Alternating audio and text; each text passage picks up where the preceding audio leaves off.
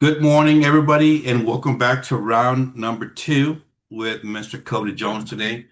We left off on our first discussion talking about culture and pretty much how we put people and the passion leading with the heart and everything when it involves other people and how they make them feel in their current situation. And we want to go a little bit step further then. We didn't have time to wrap up, but Mr. Cody, welcome, sir, to the chat. Yeah, always a pleasure to be back, my man. This is awesome. I love talking about this type of stuff, man. So, we can go for days on this, right? This is something I'm very Yes. passionate about. So, whatever you got, my man, we'll get into it. No, I got you. I got you. I appreciate it. So, Cody, I'm going to read this question because I spent some time writing it. I think we're like about five times, different times, but I want to make sure I say correctly because I know that this really ties into what we spoke last time together. How might a leader's willingness to lead with a heart reshape the way purpose and performance are defined within an organizational culture? Mhm. So, so that question took me a second to kind of come up with an answer with, right? It's a very good question, right? Um, I'm gonna change the word of that question a little bit to help myself answer it, right? So instead of how, a leader's willingness to lead with the heart, reshape, we're gonna say to lead with passion, right? Because when you think of passion, that comes from the heart, right?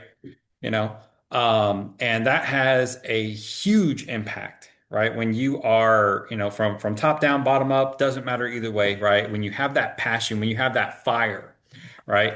It certainly propels and it drives things further than just processes and everything else, right? Now, full disclosure, processes are important, right? I'm not sitting on here telling everybody like, hey, you need to be 100% down for culture and passion and everything. Like, yes, it is a big part of it, right? Like pillars of success, right? This is just one of the main neglected pillars that I see oftentimes, right? So to answer the question, all right, how can that passion happen, right? Um, or how can we define or change organizational culture, right? So when you're looking top down, right? If the leader, the manager, whatever, right? If the person in that top spot, right, is passionate about the whatever's going on, right? It is so infectious, right? Just like when you have someone who does not care about what's going on up at the top, that also trickles down and it's just as infectious, right? I remember a situation where I was super green coming into this, right? I was super green, still transitioning from military to civilian life. And when you're in the military, everyone has a little bit of a passion about, serving the country, right? You don't jump into military service, dedicate 4, 6+ years without having some passion for service, right? And I remember I was working at a company that we would go around and deal with wholesale vehicles, right? We would take, vehicles that have been sitting there for a while and trying to get rid of them, right? And I remember this guy was so passionate, right? Like, I'm like, man, this guy loves cars. Like, this is great, right? Because again, I'm thinking like, okay, if you're in the car industry, you gotta have that passion, right? Right. So I'm like, all right, cool, right? And I mean, he was hyping his guys up. He was ready to make that sale. He was getting into it, right? I'm like, man, you're really passionate about cars. He's like, I don't care about cars. I'm like, what? All right. And of course, again, I'm very green. It very threw me, right? He's like, no, man, I'm passionate about making money. I'm like, hold up now. That seems really, really weird, right? So I asked him about it, right? And he's like, look, man, at the end of the day, we make money, we make sales, right? If I'm not passionate about making money and I'm not getting these guys amped up to make their money, then they're not gonna pursue that deal. They're not gonna push, they're not gonna fight for that deal. Right. And I'm like, I mean, it makes sense, right? When I was super green, like I was just like, wow, this guy, wow, that's something, right? Mhm. But as I've had leadership roles, as I've had this, that, and the other, right? It makes sense. If you are not passionate about what your end goal is, right? You're going to have people that are not, they don't have that fire, right? To Mhm. relate it to what I'm doing now, some years later. Um, as I said in part one, I deal a lot in paperwork, right? But my passion is to help people, Yeah. right? So the paperwork that I have to do is the vessel for me to help the people that I'm helping out, right? So, and I try to teach that to my people as well. Like, look, like yeah, like I said before, there is nothing glamorous about doing paperwork, right? There's just straight up there's not, right? However, though, if the end goal is if the end passion, I should say, is helping the people, then like, all right, let's get fired up about that, right? Let's figure out the process on, hey, how do we achieve our end passion?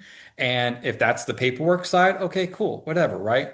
If that is, with my dealership example a moment ago, if that is, hey, like let's figure out how to put this deal together, right? And let's get passionate about this deal, then cool, right? But either way, that passion is what's going to drive those results. And if people are passionate about that end goal, right, they're going to be passionate about your process. It's like, okay, it's the vessel, it's the conduit to make that happen. I know I got to do that. I may not like all the processes. I may not like everything that's going on, but I'm passionate about that in passion. So we're going to go get it and we're going to go chase that in passion with it by any means necessary. Yeah. I like that, it could be infectious, that infectious attitude about, Hmm. just think the guy is like, you probably thought, man, this guy really loves this whole card thing, man, But I like how his purpose in being like, you know what, if I can hype them up, if I can get them going, they're gonna sell, then I'm gonna sell, then we're all gonna sell for the common goal, of course. It's not that it's a money game, but even though it is, but it's using his like his influence and his motivation be like, oh, dude. So, like you said, you agreeing that I didn't know. I like that, because you can apply a lot of that infectious approach to Hmm. growth. Just like you said, for the paperwork is going to be your vessel to helping everybody out. Hmm. Everybody has a passion for something. I don't think a lot of people want to discuss that passion. I don't think people want like, oh, I mean, I don't know. But look, me, people think that I've been working with veterans. This is funny, dude. It's interesting you just said it right now, Cody. It's like, oh man, you've been with veterans since you got out of the military in 2013. And then I said, yeah, but that's not my passion. As difficult as that statement might be taken to somebody, right? And I did Hmm. 24 years, right? Hmm. My passion is helping, dude. My Hmm. passion is helping that veteran. So I think a lot of people confuse the fact that everything's going to revolve around this whole sphere of like a veteran community, right? But the passion that you talk about, and I really appreciate you saying it, is that infectious way of doing it. Like let's get hyped up. And you're so right, man. I think if we took your approach to some of the things outside of not so much of our work, but even to our um into our personal lives, I think that can really help us too as well. So I really appreciate that you're saying that, Cody. And I mean, what a great day. I was about to say the same thing about the guy. I'm like, man, he must really love cars, bro. Hmm. But it's like, yo, I don't, man. I'm chasing that dollar bill, bro. And sometimes it's like that, right? Sometimes, not that everything is a money game, right? But if that's your motivation, if that's your passion, or that passion of making money, is feeling other personal passions off to the side, right? Then, that's cool, right? But just make people as passionate about what's going on, as you are, right? Because if you don't have the support from other people, in that specific example, right? Yeah. For your example, to take it a step further, right? Like I would argue that your passion is training the next generation of leadership, right? You want to continue to utilize those lessons that you learned in the military, right? To continue to train the next brand of leaders, right? That's why we're doing this. That's why you're a professor now. You're trying to train that next group of leader, and you want the next group of leaders to be just as successful, if not more in that, right? That's why you're doing this podcast. That's why you've got, your business, right? And it's not just military guys. It turns out that we're probably the easiest people to communicate leadership with because we've had a very diverse experience between good leadership, bad leadership, and everything in between, right? But no, it's when you get that passion, you get behind it, man. It is a lot of really cool things can happen from that. Yeah, no, definitely, definitely, and I appreciate you saying that. Earlier in the beginning, we started talking, Cody, talking about if it starts from the top. If the top is not passionate, or if they just don't have it, everything's just going to trickle down, right? With positive or negative, because if you have a team above you that's like, man, always pumping you up, motivating you, inspiring, let's do it, blah blah blah, and then hell, it makes you want to do it too. It's just that infectious, like you said. You might want to coin that word, Cody, because it's a really good word to couple it with everything else. Do you believe that that also needs to be reciprocated up the chain?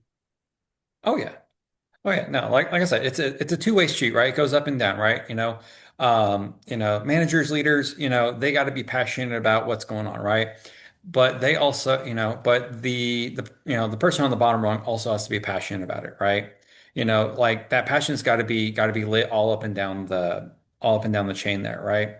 And sometimes, the passion from the bottom can help reignite the passion up at the top, right? Heat rises, right?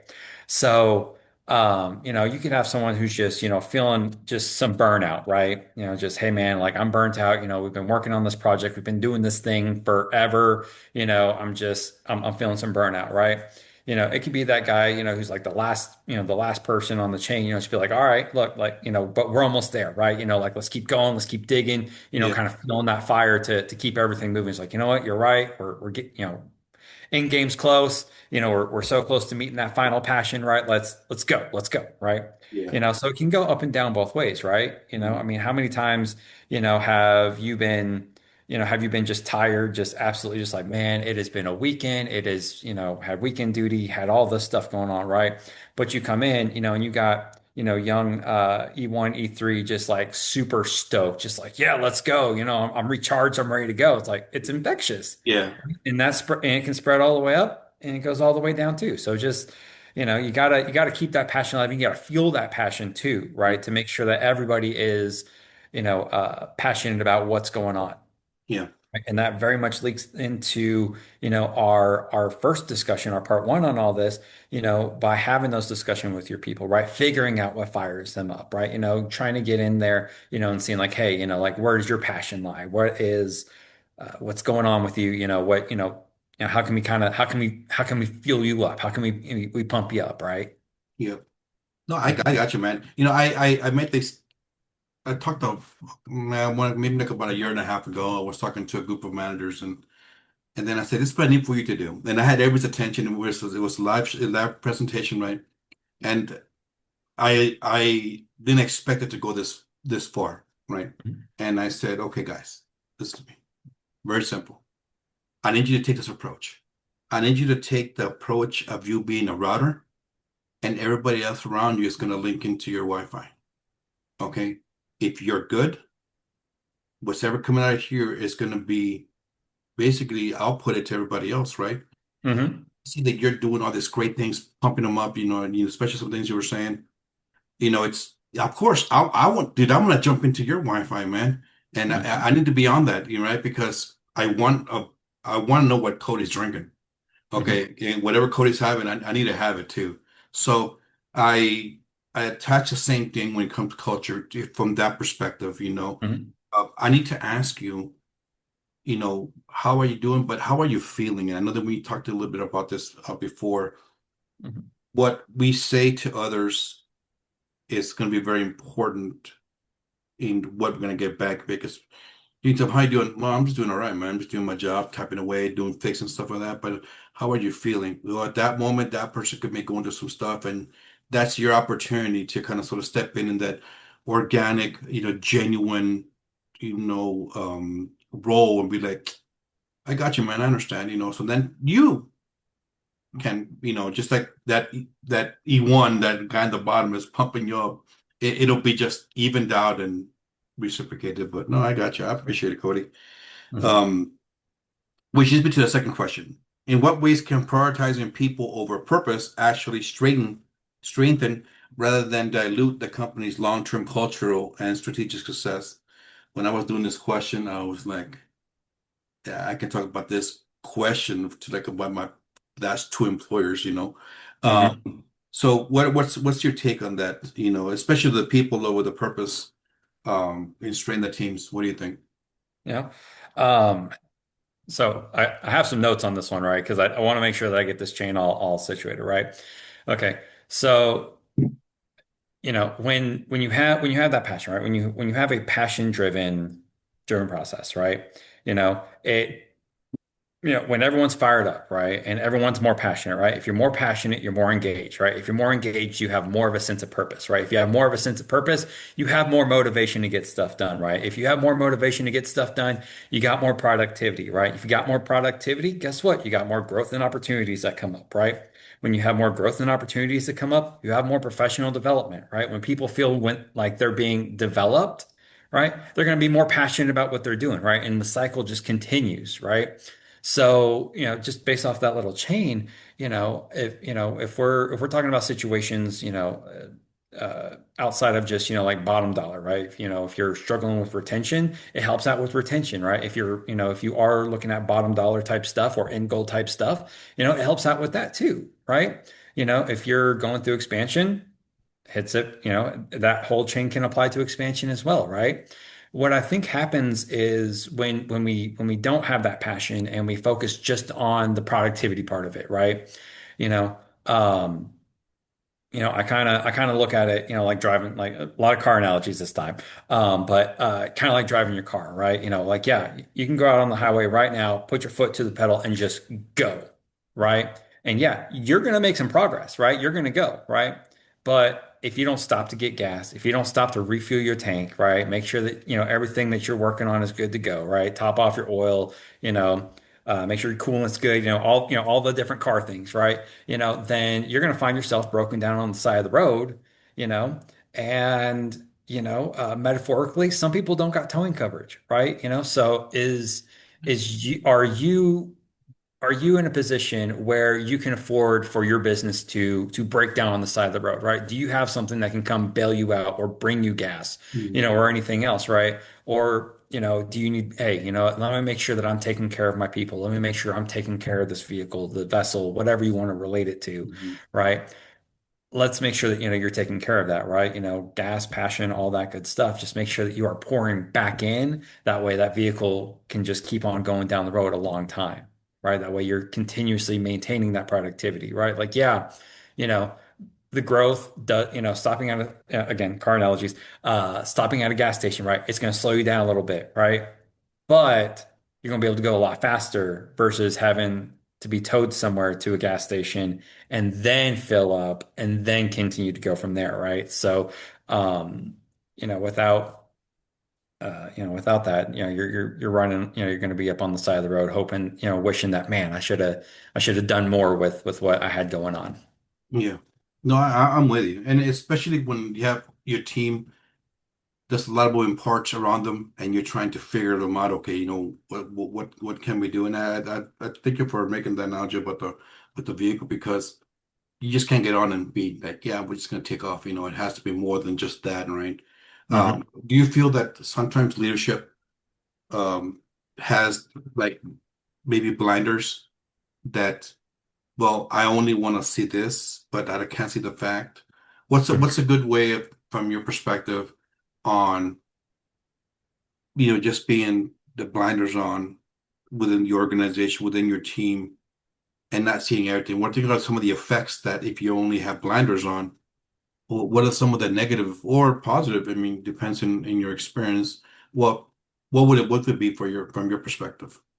You know, you got the blinders on, like I said last time, on part one, right? There's the manager hat and there's a leadership hat, right? Leadership, has the opportunity to kind of look at the micro macro of everything, right? Whereas manager is very, very honed in on the process of everything, right? And not that that's a bad thing, right? And the two hats, you can wear the two hats at the same time, right?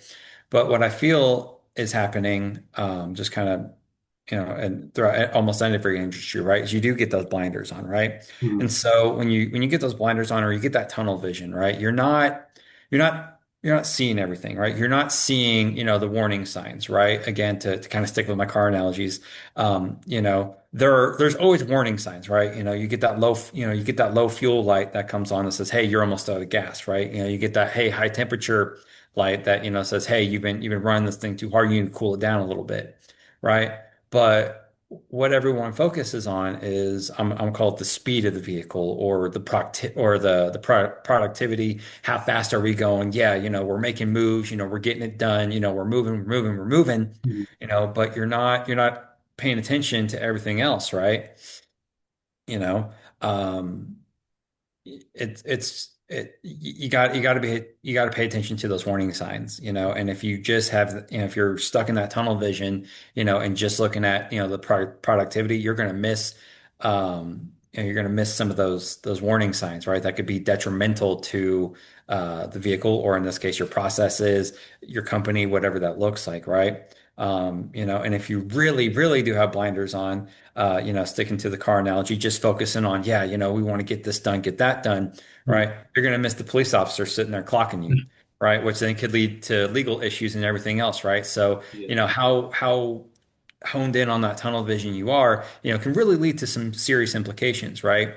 Now, if I had to try to find a good thing as far as like having tunnel vision, right? You're not getting distracted by what's going on, right? You know, and there are some times where, maybe, if there's, if you're looking at too many things, trying to manage too many processes at the same time, it can definitely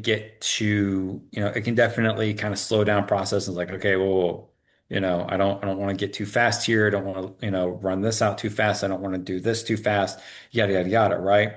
Mhm. Um, but the key thing in there is managing both, right? Is like, look, like obviously, yes, you want to make sure that the passion's there. You want to make sure you're good to go, right?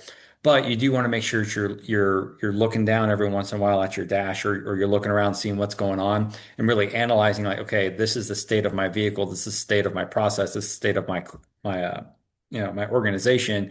What do I need to do to make sure that we can maintain this progress? I like that. I like how you the warning sign, because I don't think sometimes, even I think I've done it in the past in the leadership role in the military or in the private sector, is it's those warning signs. I kind of rely on those exterior, I mean those external factors to be like, hey, this is not working. So let me ask you this last short question. If you Hmm. had the ability to provide one advice on organizational culture enhancement from your perspective, how could you fix, what would be one thing that you would say or share in how a culture that is not very solid, I guess, very fragile, Hmm. it's used to, like, and the reason I say that is because I've received some questions in the past about, hey, Hmm. well, what happens if my company is just effed up, and how come, and we're just deteriorating. I don't even know when I go to work. I'm just gonna go check in the bar. So what would be one thing that you could implement if you have the autonomy to implement something, Cody? What would it be? I wouldn't say that that's a short question. But where I would start with this question, right, is as a leader, you have to own the culture of the environment, right? So if the culture has deteriorated, if it is just if it's rolling to a toxic environment, or just an environment where nothing is growing, nothing, everything's, for lack of a better word, dead, right? We as the leaders have to acknowledge that, right? And we have to be able to face that music and come to our people humble and be like, look, I have not been leading you guys the way that we need to be led. I am sorry for leading us down this path, right? You know, having those conversations, whether it be open forum, whether it be, one-on-one, whatever, but really talking to people like, look, this is the situation that we're in. What are some things that you can, that we can do to move this to the right direction, right? Because most of the time, like we just talked about, right? Um, a lot of times this comes from having those blinders on, right? You're focused on how fast we're going. You Yeah. didn't look at your gas gauge to see how much passion is left in this thing. You didn't see if people were getting burnt out, right? And so now you got to go and you got to do that maintenance, right? And it's always harder to rebuild something rather than maintain it, right? But you have to have you have to have that humbleness. You have to be genuine with your folks, and you got to face that, right? You got to meet that head on. You be like, look, you can't skirt around it, right? As leaders, we cannot skirt around when we have failures, right? And we cannot blame anybody else but ourselves, right? Because we either did not give people we did not refill people's cups and refill their passion. We did not make them feel that they were involved in their own process. We did not, give them the tools that they need to do the job successfully. That is on us as leaders, right? Yeah. So again, to kind of circle back to the beginning of this, the first things you need to do is you need to meet that head on with a stick with you know again, that humbleness and just be like, look, genuinely say, hey, look, guys, I messed up. I'm sorry. Let's get this back on track. What do we have? What are some things from the people that do this day to day? What what do you think that we can do, right? And try to take these people's word, the people underused word, and figure out how to implement it within the powers that you are given, right? Because obviously, there's going to be, there's always going to be those things, right? Not that this is wrong, right? But you're always going to have those people that are like, oh, well, we could have more, PTO. Well, maybe your organization does not have that. Um, that ability to extend or grant more PTO than what's already granted, right? Okay, I feel you on that. However, though, let's work on a system where, hey, maybe if everything is, if we can button up everything good to go, let's work on maybe implementing like a 59 minute rule, right? Remember back from the military, right? Yeah. Can't give you an hour, but 59 minutes, I can let you go a little early, right? You know, Not to say that you have to do that, but just Yeah. that's an example here that we can certainly use, right? Yeah. Uh, but ultimately it starts with meeting yourself head on and be like, okay, what did I do to crash this thing out? Yeah. Exactly. All that, I appreciate saying that, which makes extreme sense. Screams accountability for me, man. Like you said, you have to be genuine, you have to be yourself, but all that is also to me means that you're accountable. Like, you know what, I'm gonna take the sandwich and I'm gonna take that turd sandwich in and it's on me. How can this fix it? If it's Jeff Bridges made a very interesting statement when one of his shows. He said in order for us to fix something, we have to acknowledge that something needs to get fixed. Mhm. And I think in that statement that I just made right now, it's people are like, yeah, but we know that it's messed up. So yeah, let me just see if I can circumvent or let me just go around it instead of like you said, meet it head on. This we're gonna do, and then that's it. I'd rather take the band-aid off and deal with it than put another band-aid on and just accumulating. So Mhm. I'm with you. Cody, I appreciate your time, sir. Thank you very much for joining us today on this second round of Speaking Culture, man. And thank you much for your time, for your wisdom, for your intellectual perspective and discussions on this show. Really appreciate it, man. Thank you, man. Hey, thank you. Honored to be here, my man. Anytime you want to dice it up some more, let me know and I'll be happy to come back, my man. Thank you. Oh yeah, we're gonna definitely test it up later on, Cody. That's it. Yes, sir. Everybody will appreciate for joining us today and joining Cody for round two. We're talking about culture. Any question you have, please reach out to me and I can reach out to him. We're going to post this video later on today. If you like the content that's been provided, just subscribe the button, hit me up, send me a couple of messages. Other than that, everybody take it easy.